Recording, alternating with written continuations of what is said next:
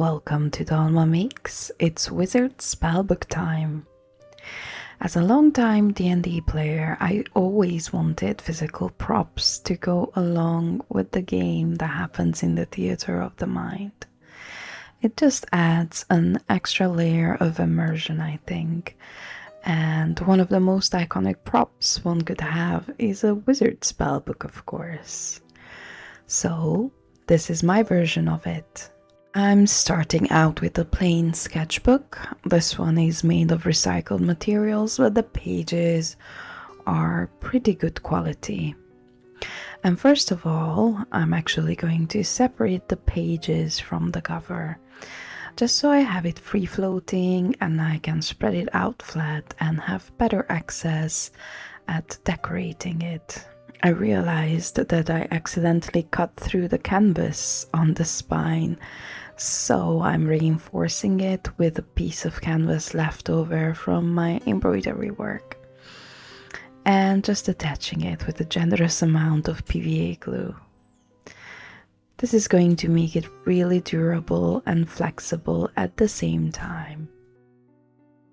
One of the major elements I wanted to include was a clasp closure, and to attach that I used some pieces of scrap leather. This strip already has perfectly nice holes drilled into it, so I just cut it to a shape and size that works best for me.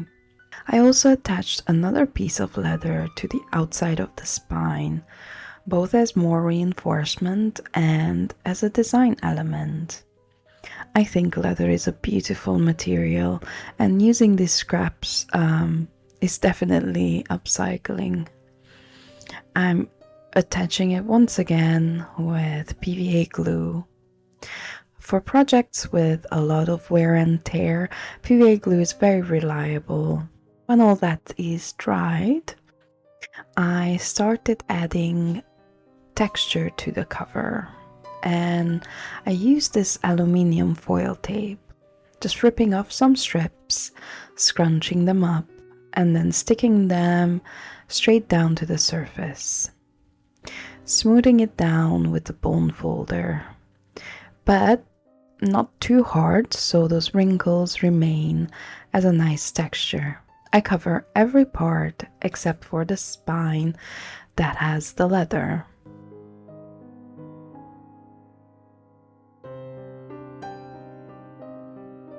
I trimmed off the excess and I did the same on the other side of the cover.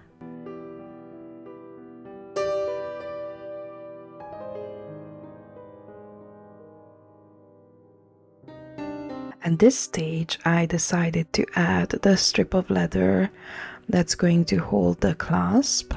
I'm using PVA glue to attach it, and I'm doing it at this stage because I want to avoid having bulkier dimensional elements stuck under. For the next layer of texture, I used some leftover vintage lace pieces, and I'm trying to use every bit I can from this material. I don't want any of it to go to waste. I think it's interesting and adds a lot of depth and touchability to this. I'm using gel matte medium, putting down a layer first and then fully saturating the fibers of the lace.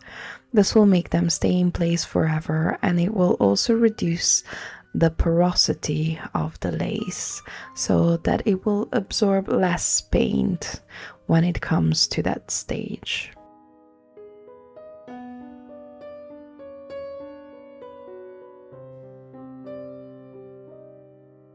For a third layer, I used some fine granite, just adding more glue and sprinkling it on to spread a thin layer. I'm adding it on in a random fashion, letting it stick to any part that still has wet glue, and kind of spreading it thin with my finger and shaking off all the excess.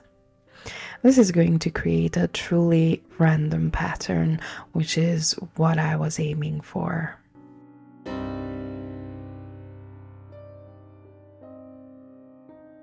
This took about overnight to dry properly, and I base coated it in black acrylic paint. With the first layer, I tried to get into all the nooks and crannies to make sure that every bit of that surface is thoroughly covered in this first base coat. At this stage, you see me paint the spine black as well. I thought the acrylic paint would stick to the leather, but eventually when the book is finished, it will completely peel off. Since then, I've learned that unless I sanded the leather, which would have destroyed the nice texture, acrylic paint won't really stick. There are stains you can use on leather, but I didn't have any of that. So the final result has the brown spine. Back to painting though. The first color coat I'm using a mixture of cerulean and ultramarine blue, and I'm just wet blending them as I go. Just whatever feels right in the moment. I'm sort of going for a dark galaxy vibe, so dark blues are the foundation.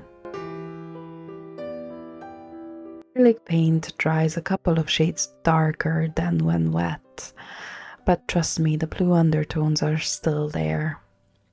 However, as a third layer of paint, I'm going in with some distress paints that have this chalky finish, and I'm overbrushing with two different colors, a cobalt blue and another cerulean. At this stage, it starts to look a lot more like what I envisioned. The next stage is to use my finger and rub some gold paint on this, and instantly, almost magically, brings out all those intricate textures that were created by the layers before. I just really like the rough but interesting look. It just has so much depth. After all the paint has dried, it's finally time to reunite the cover with the text block. To do that, I'm adding some new end papers. These are some beautiful florals in colors that match with the outside. I thought a touch of delicate romantic stuff would go really well with the astral theme. To attach the end papers, I use a glue stick, a humble glue stick, as I find it's the best medium for attaching paper to paper.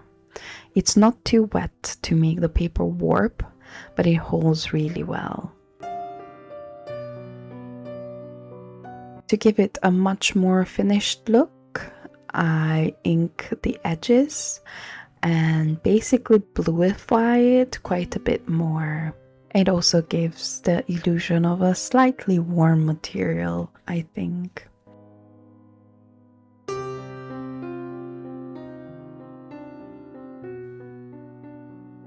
I've decided to also ink the edges of the text block so that the whole thing looks cohesive. And I'm not aiming for a uniform coat. I want the patchiness.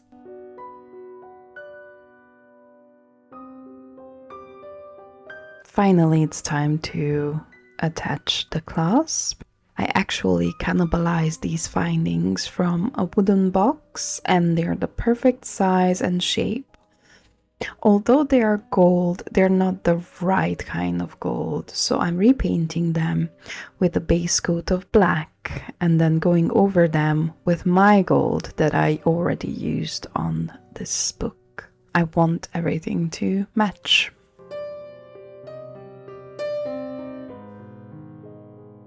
Clasp is going to have a lot of force on it as it's going to be used, and it's metal, So I'm using glossy accents, which is an air dry resin material, to attach it. I need this to be durable and stand up to frequent use. With the clasp attached, it's time to add the final design to the cover. I used these antique gold colored gears and other findings from my stash to decorate the front of the notebook. It ties in thematically to the character who owns the spellbook in the story. And I'm also using glossy accents to attach these metal bits.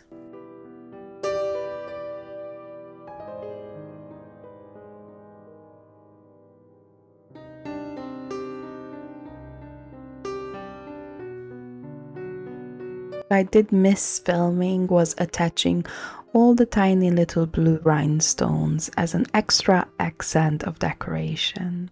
As I said, the paint peeled off from the spine within the first few uses of the book, so I just decided to leave it brown.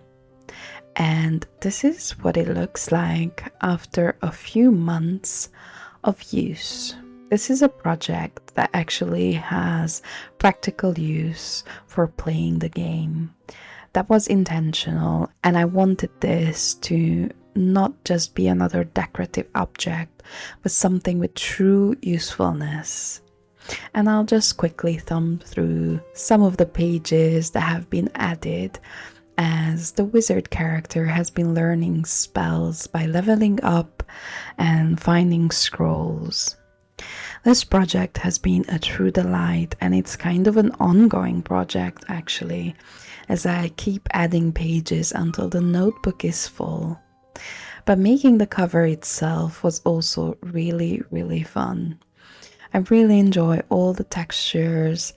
I find myself stroking the cover with my fingertips often.